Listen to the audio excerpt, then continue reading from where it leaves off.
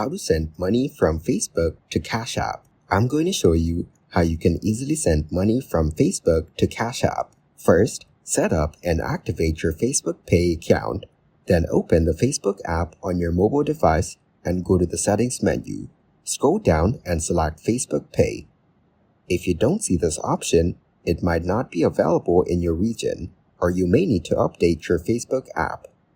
Tap Set up Facebook Pay and enter your payment card information, choosing between a debit card, credit card, or both. After adding your cards, set up a personal identification number or PIN for security, which will be required for transactions. Review the terms and conditions. Then tap Agree to complete the setup.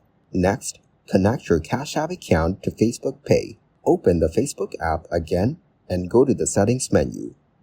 Now select Facebook Pay and then tap Connect to Cash App. You will be redirected to the Cash App login page.